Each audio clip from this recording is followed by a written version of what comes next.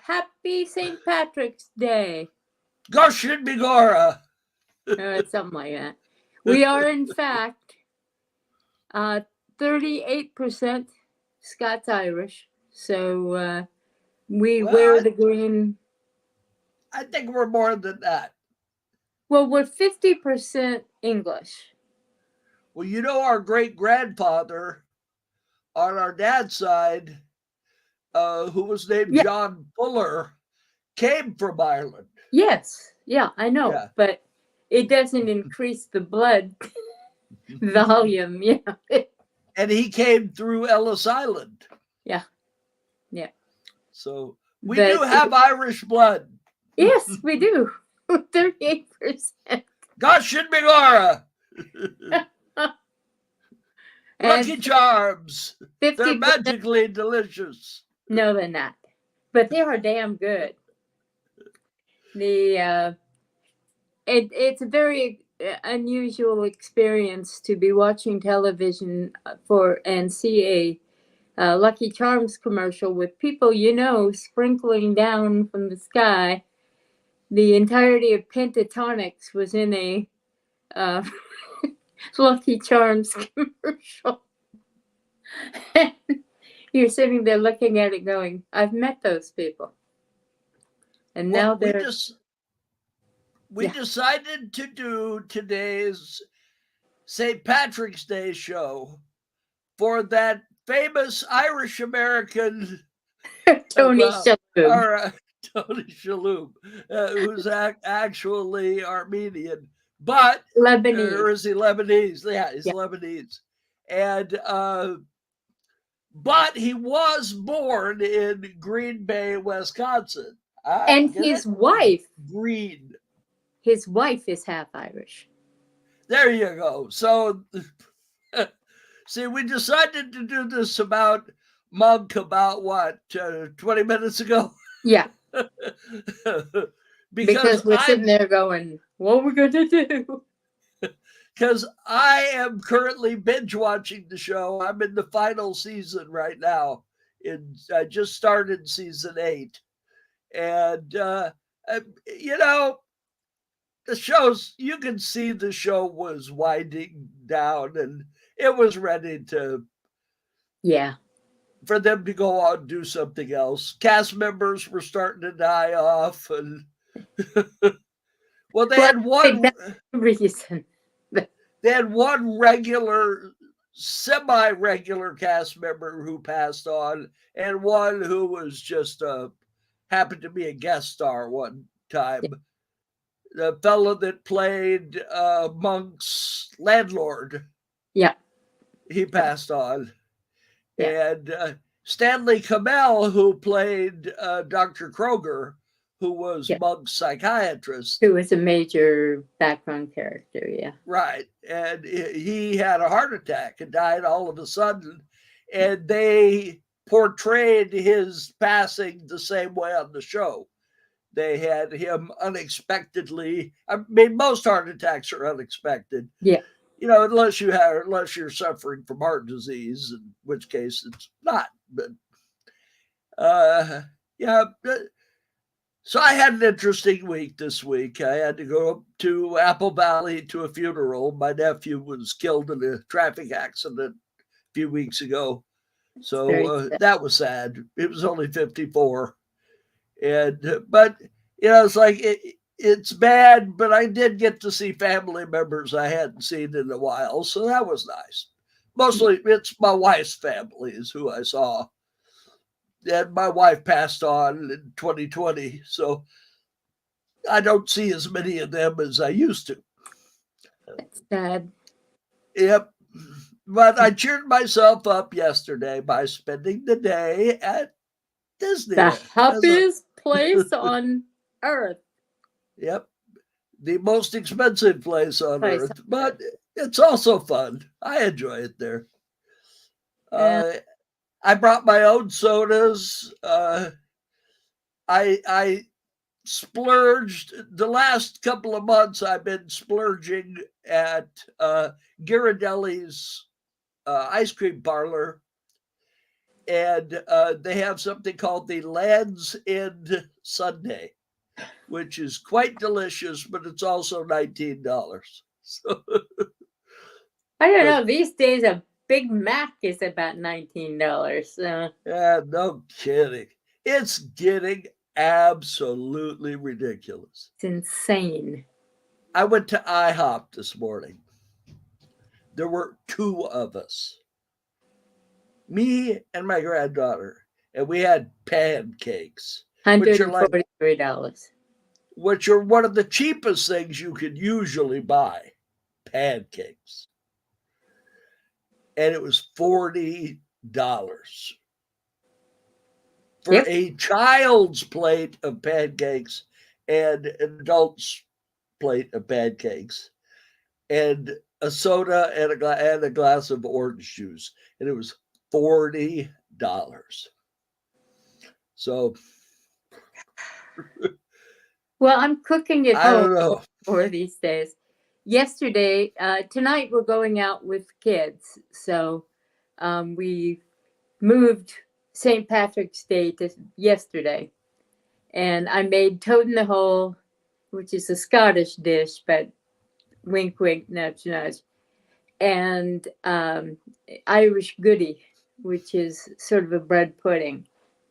And that's what we had yesterday. Today we're going out with the kiddos, so I'm sure it'll be pizza. I think we've lost Kim. Oh, have we? Because we don't have anybody on, and usually she's the one on our. This is not Streamyard's account though. Or Facebook. This is YouTube, and most people watch us live on Facebook or Streamyard. So. Oh, okay. I didn't know that was YouTube's count. Yeah, we just use YouTube as a sort of repository of past programs. And we do have a couple of people who will occasionally watch over there, but it's not, unless they just happen to be YouTube watchers and get us on Facebook. I wondered. I have noticed that one guy who was using Flak as his name seems to have disappeared. Yeah, I got him yanked.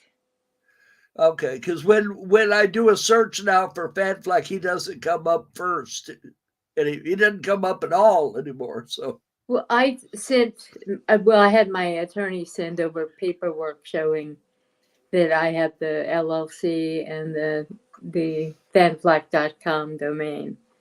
So it's ours, and to whomever tries to, God knows, everybody would want Fanflak. So. Well, of course, who wouldn't? But I got used to that when I worked in the web industry. You just have to fight for your names because it's important. And I had an ex-business partner who was a shark, so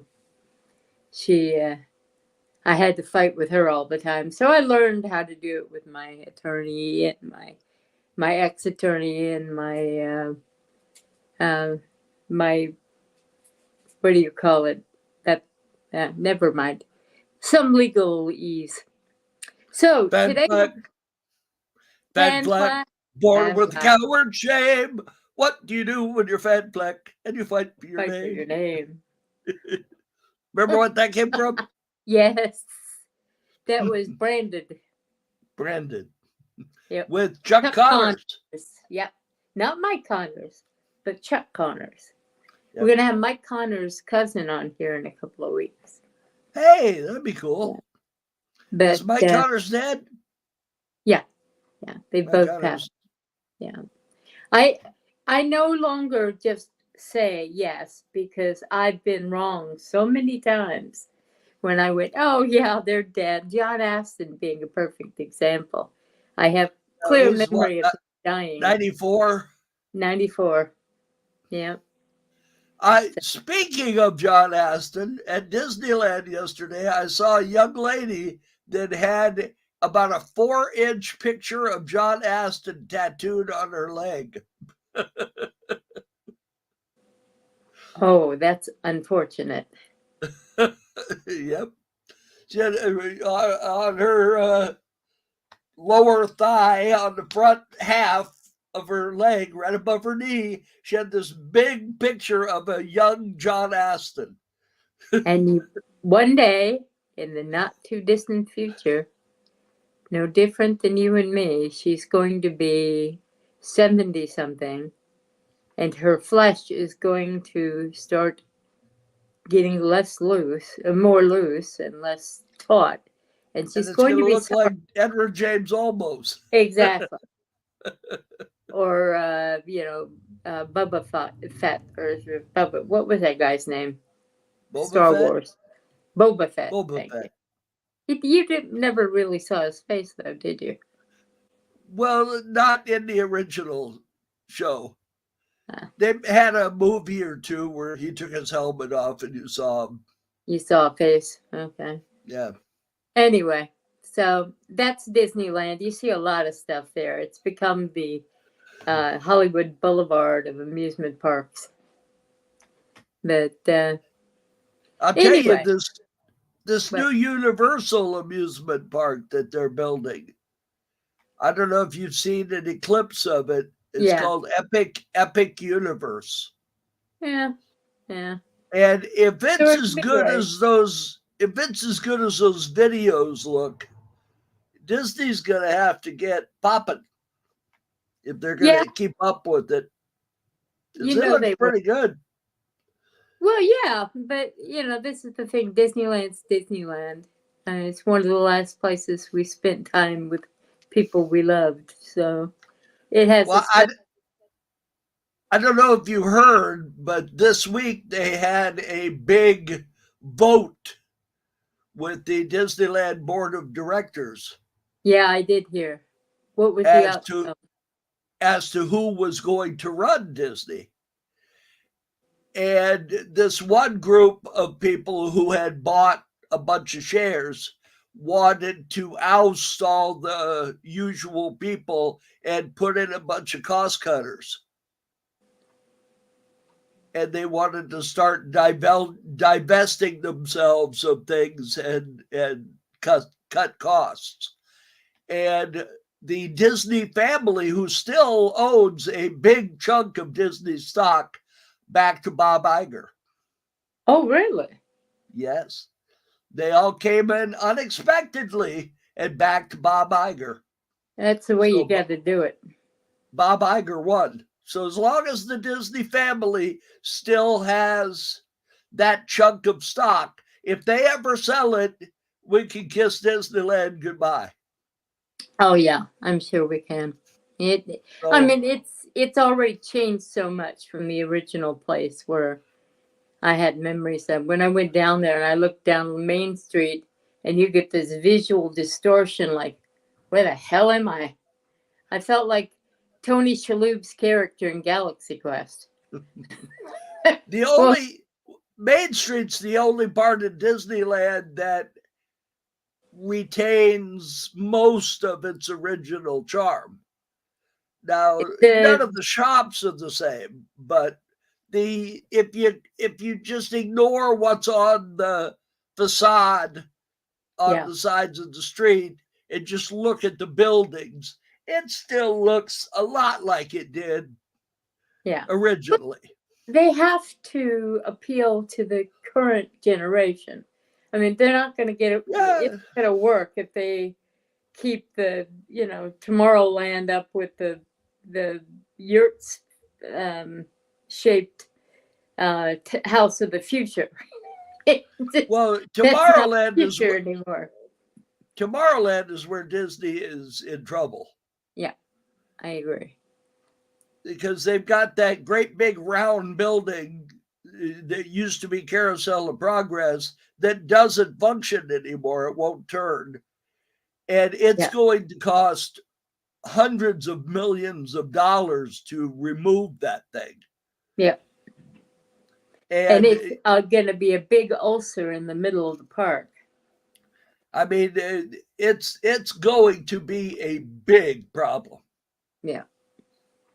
So Well, they either need to figure out something to do there that encompasses that building, even if it isn't turning, just encompassing the big round building, turn it or into a Marvel store. the Tomorrowland stage won't go up and down anymore. Yeah. So they're really having a hard time. Yeah. And, they're about the only thing over there worth walking over there for is Space Mountain. Yeah. And maybe the monorail and the submarines are really they need to do something with that submarine ride too. Yeah, the submarine ride has always been fairly lame. I mean, it's getting very dated. Yeah. I agree. None of the Finding Nemo stuff works very well anymore. You can't hardly see the screens when you go through the building. That rock facade where you go through the waterfall, that is a building. Yeah, I know. Yeah. And everything you are looking at is above water. None of that is really underwater. It looks like it is because in the windows of the submarine there is water. Water filling up, yeah. And it makes it look like what you're looking at is underwater. And none of that stuff in that building is underwater. That's all above ground. A friend of mine went on that ride, and there was a little boy looking out going, "That's not real water, Daddy. That's just the window filling." And he was right. And since your daughter was a former ride person, you know how much they love that when there's a smart kid going, "Hey, that's not real. it's riding. This is riding on a rail." I know, I did that myself. So anyway, well, Disneyland. I guess we talked about Disneyland for 18 minutes, so maybe Yeah. we should now start talking about Monk. And we shall. And I will also add, as I had friends asking me, we'll also do a show at some point talking about Supernatural, if I can talk my brother into it. I just started watching it, and it lasted 15 seasons, and somehow I managed not to watch a one. I just started. Is that the one with the two brothers? Yeah, the Winchester brothers. Yeah. Okay, I watched that show up until the demon killed their father. Yeah, yeah. That was the last episode I watched because it just kind of... It got better. Okay. Yeah, I was watching it going, and friends of mine said, "No, keep watching." So as it happens, it actually improves. And I was very surprised because at that point, at like 5th or 6th episode in, I was going, "You've got to be kidding me." Because most of my friends are very smart people, and what is it I'm not seeing?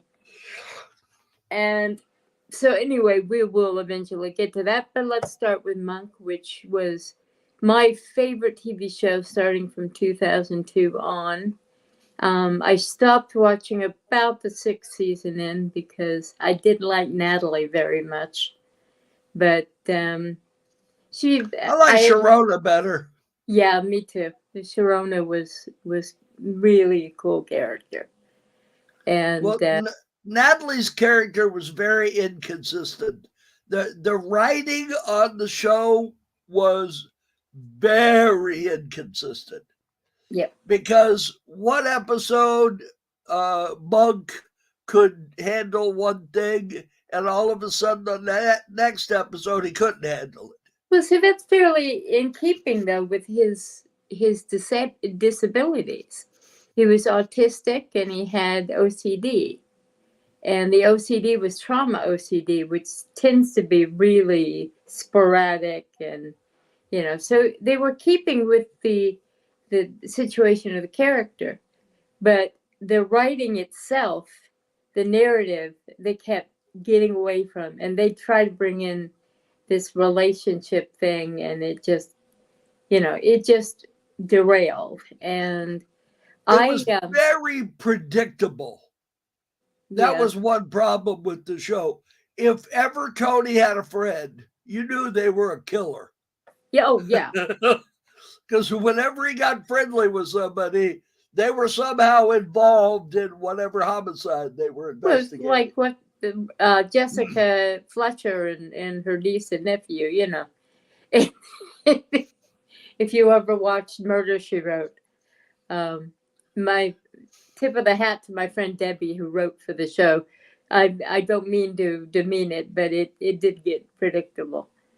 But in the case of Monk, what I liked so much about it initially was the fact that there was an actual so-called disabled character as the hero, as the main character. And that's so unusual on television, especially on American television. He wasn't pitiful. I mean, to call what he had disabilities is like saying Superman was allergic to krypton or kryptonite. He had abilities that were different from what most people had. And they would express themselves that way. One of my favorite episodes is the first Willie Nelson episode, where Sharona says, "He's just a human being. He puts his pants on one leg at a time." And Monk goes, "You take that back." And another favorite of mine was when his encounter with an airplane, because I have the same problem with flying, and he's looking at it, just doesn't make sense. So there were many things about the character that I just loved, and as long as they kept that consistent and didn't try to turn it into a comedy, which it was not, it was fine. There were humorous aspects to his character, but it was not a comedy. In fact, the episode where he tried to play the flute is so tragic that it's hard to watch. I don't think it was a flute, though. Was it a clarinet? A clarinet. Probably. It's been a while since the same thing that Tommy Dorsey used to play, which was a clarinet. But so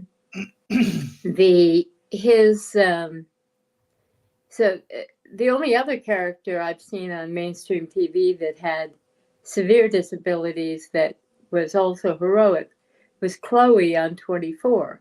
She had autism, and she was the first one through the door right after Jack. So the same thing with Monk. Monk was the main guy, and I thought it was amazingly well done in the beginning, and that's why it won so many awards. But what was your first experience with it? I was looking for something to binge watch. I don't start watching something until it has run at least 6 seasons and it has completed its run. Because I have been burned by too many shows where I start watching them, and then all of a sudden they decide to cancel them in season 3, and you never get the ending to the show. So I don't like that. No, I don't either. I never watched The Sopranos until it was done. I never watched it, period. Oh, it was an excellent TV series. I'm told it is. It's probably going to be. It's very violent, so you have to be prepared for the violence. But then they had that spin-off where one of the characters goes to, like, where was it, Finland or something? I forget the name of it, but it's one of the actors that was on The Sopranos continued on with his own series, and it ran 5 or 6 years, so it had a good run. But I started watching it when I've got 2 or 3 shows that I watch over and over and over, but I can't just like get to the end and start back with episode 1. I have to watch something in between. Yeah. Because then the details of the show will get fuzzy for me, and I can go back and watch it again. Yeah, I watched Babylon 5. I watched Babylon 5. I watched Battlestar Galactica, the 2008 Battlestar Galactica, not the 1986 Battlestar Galactica. Not the Cattle Car Galactica. No. Yeah. Well, that was Mad Magazine. Yes, I know. Because of Lauren Green. And Star Black. Oh, yeah. I have all of those, by the way, on DVD. Yeah.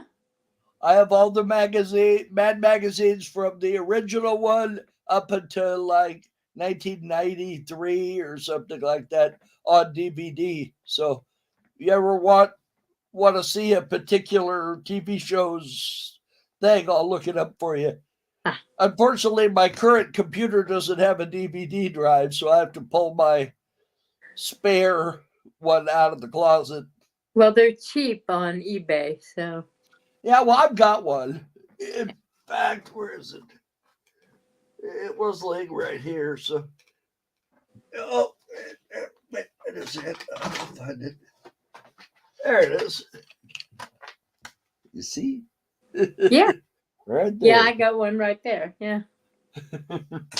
It's the way of things. But I also have a floppy drive. Well, there you go. Because I have a whole bunch of floppy disks with old pictures from my old Sony Mavica digital camera. That's good. I have all the digital cameras I ever owned. I still have. Well, cool. I have an Epson 500, which was essentially the very first domestic product digital camera. Yeah, you can take 20 pictures with it. Well, you and Poppy, you were camera people. Me, I had one digital camera, and then I got my phone.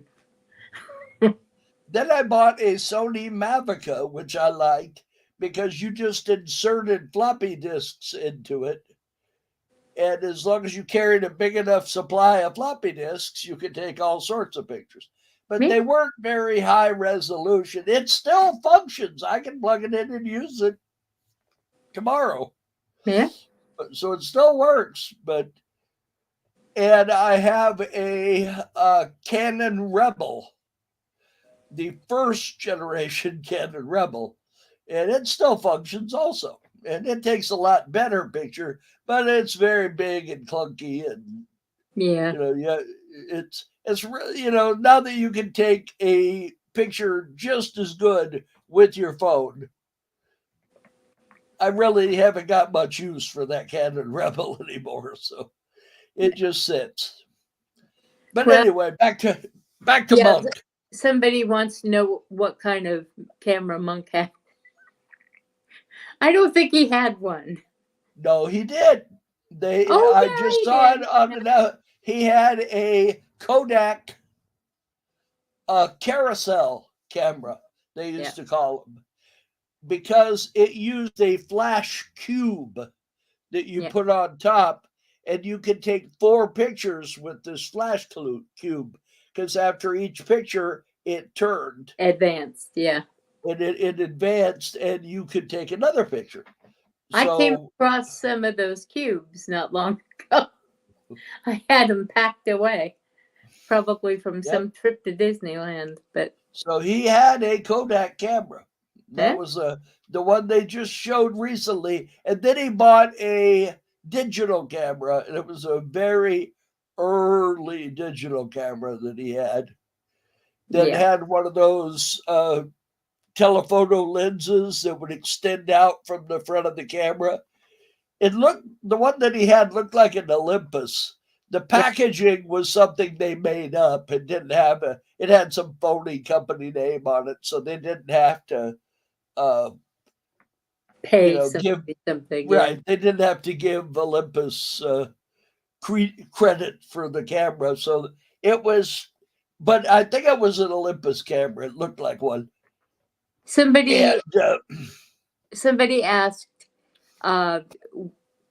why did I forget his name? They forgot his name. The guy who wrote the theme song that they changed over to. Did he write it just for Monk? No, he did not. That song came out as a regular single, or EP as they call them these days.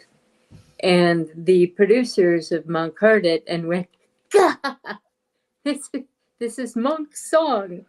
So it was played on an acoustic guitar. Yeah. The original theme song. And then they jazzed it up in like season 2. Yeah. And then they brought in Randy Newman. That was the song that they're talking about. And that's the one that stayed with the show most of the time. Now, there was a rap version done by Snoop Dogg. Yeah. Snoop Dogg was a fan, so. Well, he was on the show. Yeah, I know. But I mean, that's how he got on the show. Yeah, he was on an episode of the show. I happen to know Snoop Dogg.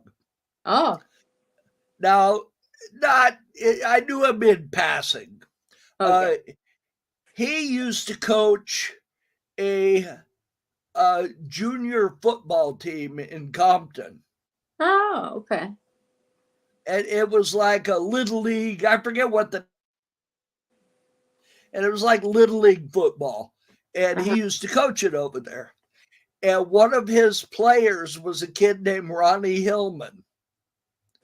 Yeah. And my wife and I used to follow La Habra High football. Yeah, because Allison. Right.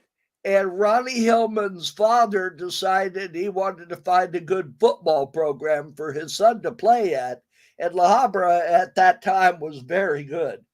So his father moved to La Habra and brought his son with him. And Ronnie Hillman played at La Habra High School and was an outstanding player.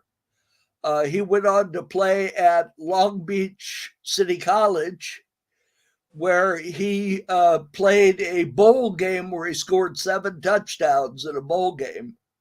Huh. And then that game pretty much got him drafted into the NFL, where he played for, I think, 4 seasons for the Denver Broncos. Good for him. And he got a Super Bowl ring. Unfortunately, we lost Ronnie last year to liver cancer. Oh, God. And, he was in his 20s, maybe early 30s. So that was really sad. He was a good kid, and I hated to see that. But that's how I happened to run into Snoop Dogg. Because my wife and I used to sit around midfield, and Snoop Dogg would come in right towards the end of the game with his little entourage, and they had an area roped off, and he sat there with his people and watched the game. So that's how I got to be acquainted. I'm not going to say I'm a friend because I wasn't, but how I got to be acquainted with Snoop Dogg. Well, it was nice. Another friend of yours, an actual friend, was on an episode of Supernatural that I saw yesterday. Linda Blair. Oh, cool. She did a fairly major. In fact, it's starring.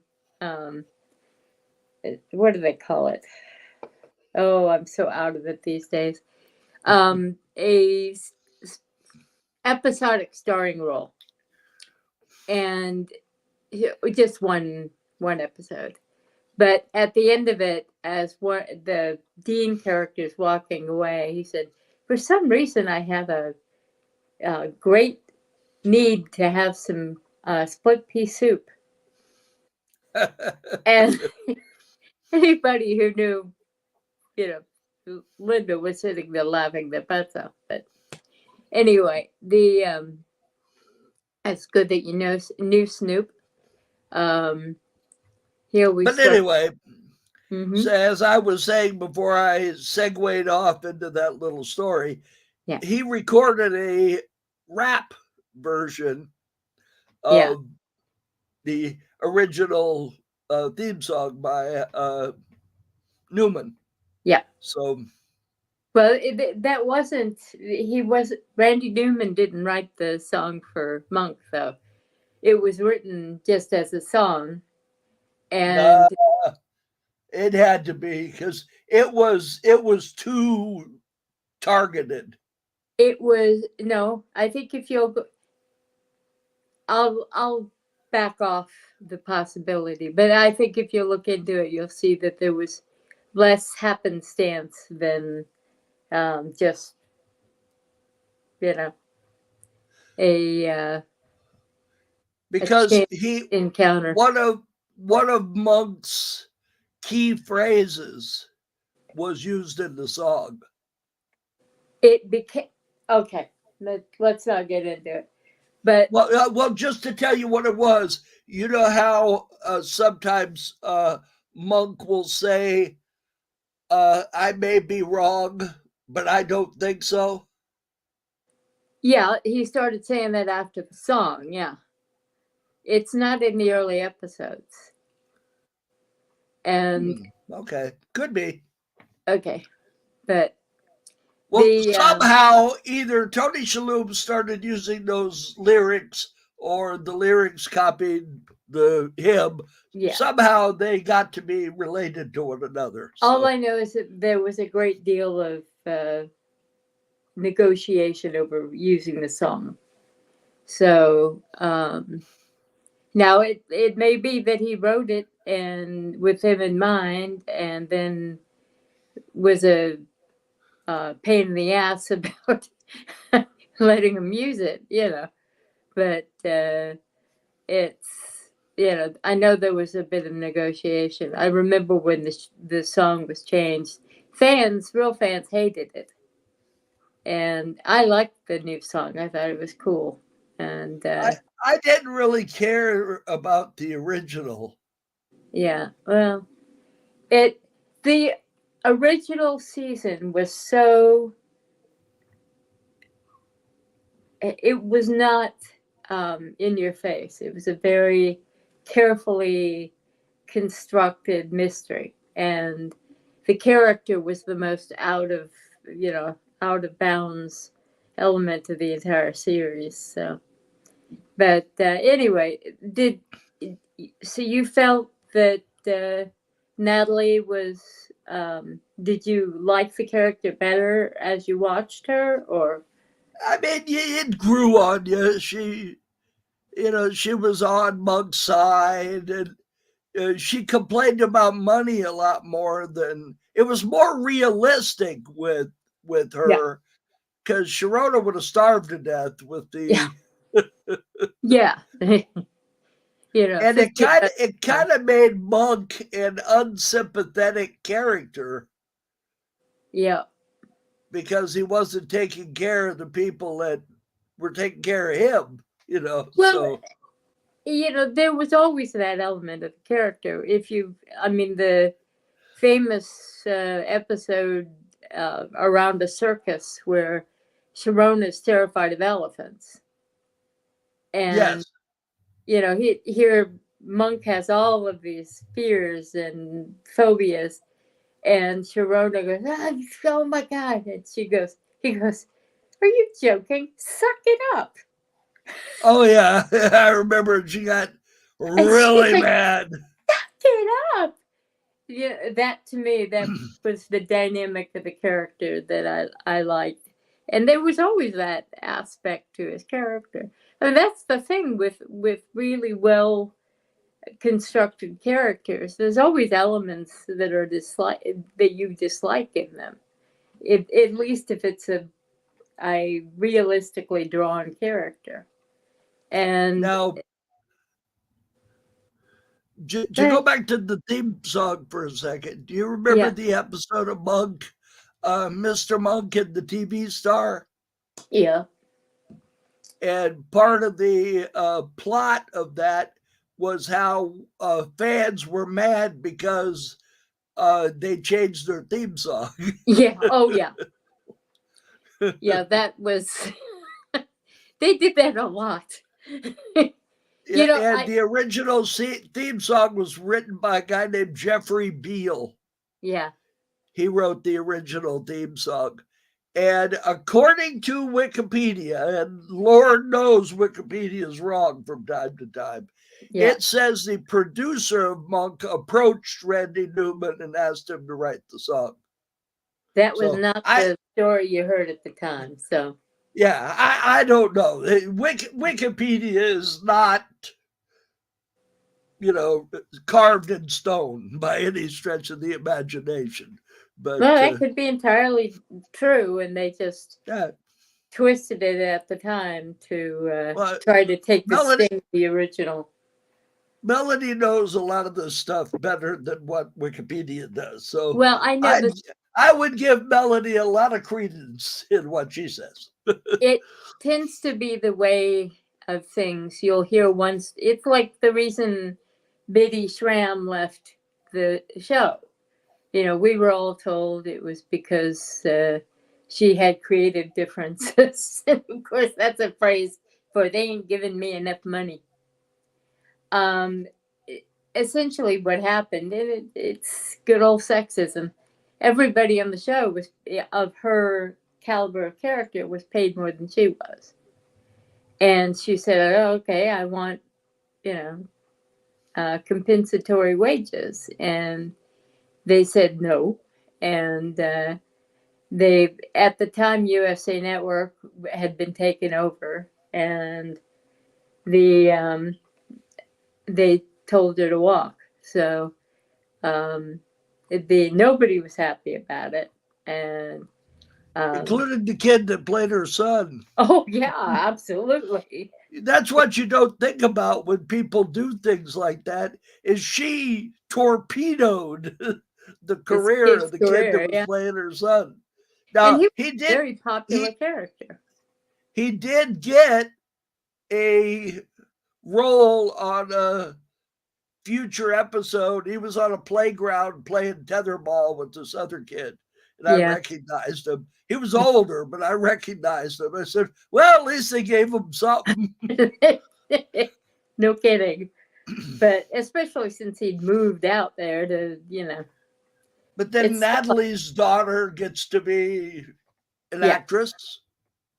Now, did she go on to do anything?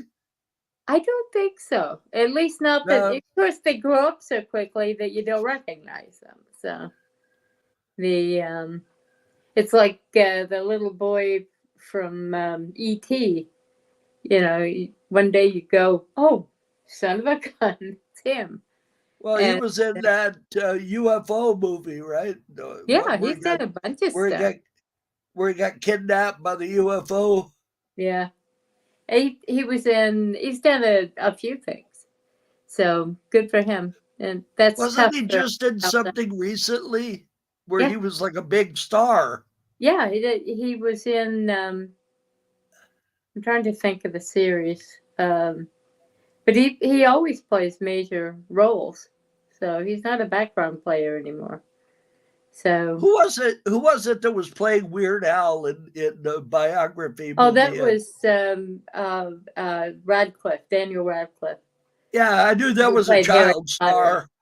Yeah. Yeah, that was a child star too. He's just terrific. He's a song and dance man. He's Well, he got did a really good job on playing Weird Al. You know, I wonder if Weird Al ever thought his life would be made into a movie. oh, you know he didn't. He used to, when he got started,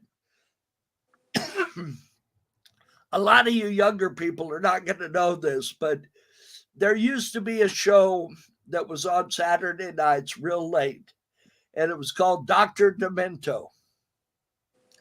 And a lot of us used to sit and wait till midnight to listen to Dr. Demento. And in Southern California, it was carried on XERB, which was a radio station in Mexico City that also carried Wolfman Jack. And Yep. their shows were on back to back. And Dr. Demento would play these weird songs people would send in to him, that fish heads, remember that? Fish heads, Fish fish heads, heads, fish heads, roly poly fish heads, fish heads, fish heads, eat them up, yum. Yum. Yeah. and Weird Al sent in a song called My Bologna, Yeah. sung to the song of My Sharona, Speaking of which. and played on the accordion because Weird Al was an accordion player. His dad was a famous polka, Yep. like a polka king, and he played the accordion, and he had many record albums and so forth. So his dad was a musician, and Weird Al learned to play the accordion, and in a number of his videos, he plays the accordion. Yep. Anyway, we weren't talking about Weird Al. We're talking about Tony. Well, Shalhoub.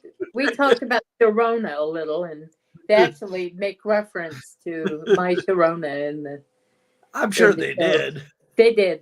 There's a famous, not famous, but there's a scene where some guy walks up to hit on Sharona, and he goes, "My Sharona," and she said, "I never heard that." And there's Monk in the background going, "Give me a break." So. Well, I would believe he had never heard of it because he hear had much. heard of it. He was looking at her, going, "You never heard that song?" Sure, you know. But So anyway, so Sharona left, and they brought Natalie in, and the main thing that no one liked was the relationship between. I can't even think of his name now. The assistant detective. What was his name? Randy. So with Randy. Yeah. And Randy and Sharona. Everybody thought that sucked. And I had to kind of agree. They would force its way into the scenes with this, relationship thing. And everybody's going, Well, I thought they could have done better than that guy that played Randy. I didn't think he was really very good. He wasn't. In fact, that was a constant criticism the show got was, who's he? But all the other actors were so strong that it was just, where did he come from? But he's done better since then. He's gone on and.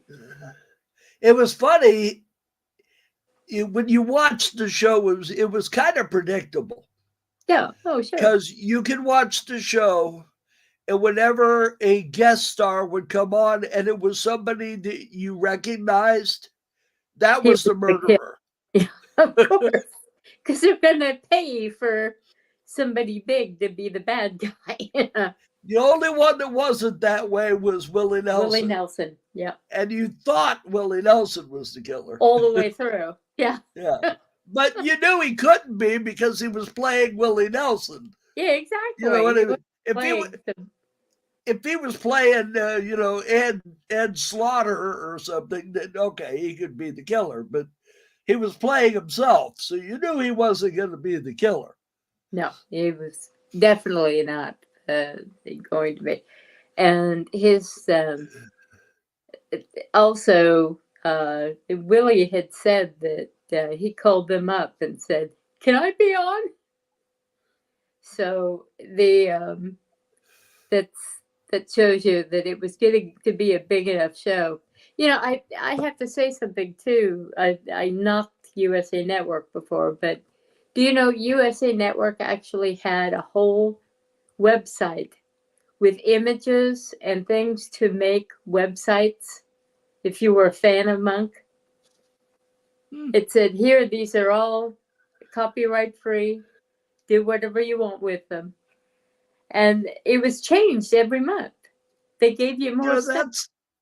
That's a smart thing to do. I don't know why more of these, like Disney. I don't know why Disney is always trying to go after people when they use any of their images or songs. Stupid. If they would realize that those people are promoting Disney products. Yes. Well, that's one of the reasons. As long as you're not. Go ahead. No. As long as you're not doing a porn site using Disney music, I can understand them going after that.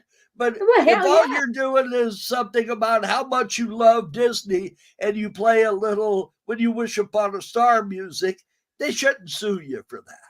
No. It's stupid. That just creates antagonism toward Disney. It doesn't help the product at all. And USA Network, they said that the interest in the show expanded by considerably after they started doing that, because people would see this site and go, "Whoa, what's this?" and watch an episode and then get hooked. And it just makes sense to do something like that. So. Now, we've only got a few minutes, so let me put in a few things we haven't talked about. One of the biggest things for me was the death of Stanley Kamel. Yeah. Which happened during season 7, I believe it was, 2008. He played Dr. Kroger. Yep. And on the episode, I don't remember what it was. It was Mr. Monk Buys a House. Yeah. On that episode, part of the story is how Dr. Kroger had died of a heart attack. And then at the very end of the episode, it has a memorial to Stanley Kamel, who actually had died of a heart attack. So that's sad to see when a cast member goes, especially if they go in the middle of the show. You lose them during the show. That happened in West Wing on an even more gigantic scale. Yeah. When I can't. Leo, who played Leo? John.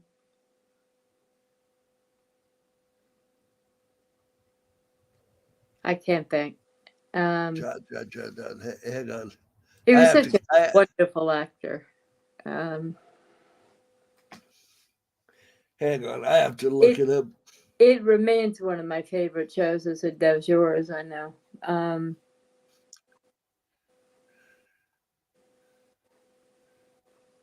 John Spencer. Spencer, thank you. John Spencer. He played Leo McGarry on The West Wing, and he was next to Martin Sheen. He was the main character of the show. Yeah, and definitely. They had to pretty much rewrite the last episode or the last season of the show because of that. He was, in many ways, he was the heart of the show. And there's that wonderful scene with Dulé. Who did he play? The officer. Dulé Hill played Charlie. Yes, thank you. Charlie, yeah. And when Leo is getting on Bartlett's case because he's not being more himself, and he looks at him and says, that young man gets death threats every day because he dates your daughter. He says, but he shows up because sometimes a man stands up. And that was such a striking moment in the show. There's about 10 of them. I mean, there aren't that many for most shows. There's maybe 2 on even a good show. And that series had so many moments where you just go, you remember the scene, the setup, everything. Well, I don't like politics anymore. But it isn't politics I don't like. I don't like the current crop of We don't like crooked politicians. crooks. We don't like syndicate crime running our upper echelons of offices. That's what we don't like. What we saw on West Wing is what it should be like. Exactly.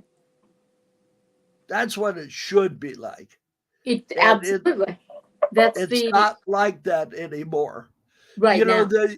The politicians on both sides of the aisle should have respect for one another, should treat each other with respect, and that's just not happened. They're a bunch of foul-mouthed idiots on both sides of the aisle, and I can't stand any of them. They're all absolutely. I mean, it's we have to get that back. We have to if we're going to survive as democracy. But when Joe Biden is reelected in a landslide, I don't think so. I don't think coming. It's going to be. I don't think either. And you see what he's doing now when he knew he had to go through another election. Imagine what he's going to do in the next 4 years when he doesn't have to worry about what we think. But here's the thing. I just have a feeling. Now, maybe it's just my silliness, but I just have this feeling we haven't seen the real people up for the office yet. I think we're just being distracted. And I really wish Donald Trump hadn't run again, because I think he tried to do a good job, despite what you may think of him. I think he legitimately tried to do a good job, but they beat him to death. And I feel sorry for the guy. At his age, he doesn't need this crap. He ought to go away, spend his money, and enjoy himself. They should have run Candace Owens or somebody like that for the office, and she wouldn't have had to defend herself like Trump is going to. Even if Trump wins, he's going to go through hell. So I really wish they hadn't run Donald Trump. I wish they hadn't run either one. Both of these men are too old. I'm sorry. They're both too old. They're both. I love Candace Owens. Well, she is really good. I think she is gonna. I think she's gonna have a position in the government eventually. Well, we need to take care of our own people. Our own people, not far distant lands. I feel sorry for people from other countries that are in war-torn areas. Me too. But just because they're bringing 3 million Chinese people every month into this country, and Biden has been flying them in, and on our expense. And can we talk about that next week? Yeah. What do you think is going to happen? But anyway, I have not seen season 8 of Monk, so I can't really talk anything about season 8 because I haven't seen it. So don't tell me about it. Okay. So 8 is coming up, and we'll probably finish up on Monk and maybe get into Supernatural next week, which I keep calling paranormal, and I don't know why. Anyway, I think somebody heard we were talking politics, and they went, "Oh, they're gonna fight." Mark and I don't fight. Okay. Nope. We have differences of opinion, but that's it. All right, But Bill. okay, it's time to go. So we will be back next week talking about God knows what. It's true. It's true. Maybe Disney. I'll have to watch some more Supernatural because I quit watching when they killed their dad. Yeah, well, no, they didn't kill their dad. When the demon killed their dad. The demon killed their dad. Yeah. Well, we just lost our last viewer. So, oh, well. so it's time to go. All right. Take it easy, kiddos. Have a good week. We'll see you next Sunday. Yeah, it's Sunday. Sunday. And you forgot what day of the week we do the show? I don't know. I'm 64. It's getting there. Oh, okay. Right. Have a good week, guys. Bye. I'm 68. Bye.